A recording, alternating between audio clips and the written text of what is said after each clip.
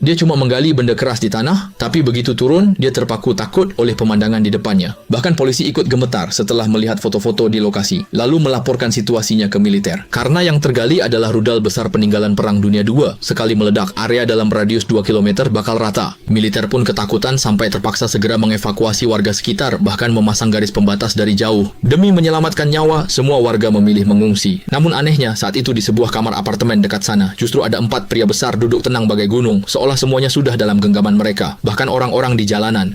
Setelah evakuasi benar-benar bersih, barulah mereka keluar dari kamar, lalu seperti biasa turun ke ruang bawah tanah, dan masing-masing mulai menjalankan tugas. Ada yang memasang alat pemantau, ada yang menyambungkan generator yang sudah disembunyikan di tempat sampah. Setelah listrik tersambung ke peralatan, mereka mulai memotong dinding ruang bawah tanah dengan gerinda sudut, tapi tak disangka beton bertulang ini begitu keras. Tak ada cara lain, mereka hanya bisa sedikit demi sedikit mengebor masuk, lalu menugaskan seorang rekan tim berjaga di luar, sementara di sisi lain militer mulai menjinakkan rudal besar di lokasi proyek. Tiba-tiba mereka ngeri mendapati di dalam bom seolah ada sesuatu yang berdenyut. Seketika itu juga mereka sangat takut, karena ini berarti rudal bisa meledak kapan saja. Mereka hanya bisa secepatnya membangun dinding pelindung, lalu melakukan peledakan terkendali, tapi ini tetap butuh beberapa jam. Sementara itu, beberapa orang di ruang bawah tanah juga berhasil mengebor tembus beton.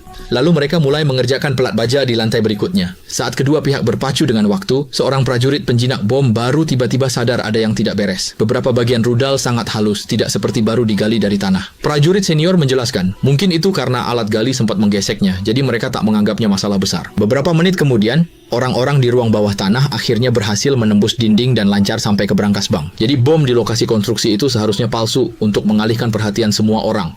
Begitu para perampok bisa beraksi tanpa gangguan. Tapi tak disangka, saat ahli penjinak bom hendak membangun dinding pelindung, alat pendeteksi malah menunjukkan denyut bom makin cepat. Sementara itu, polisi juga menemukan hal aneh. Sejak mereka memblokade kawasan sekitar proyek, seluruh listrik sudah diputus. Selain lokasi bom yang masih punya suplai listrik, ada satu tempat lain yang juga memunculkan panas. Kepala kepolisian pun ketakutan dan langsung memerintahkan militer menghentikan penjinakan bom, karena jika masih ada warga yang belum dievakuasi, dia bisa celaka. Dan saat ini, para perampok di ruang bawah tanah juga kalap menjarah brankas. Mereka memasukkan semua isi brankas ke tas. Jelas, tujuan mereka setelah merampok adalah membagi hasil. Namun tak disangka siapapun, pemicu yang terus berdetak di lokasi projek tiba-tiba berhenti dan sedetik kemudian terjadi ledakan hebat di lokasi projek.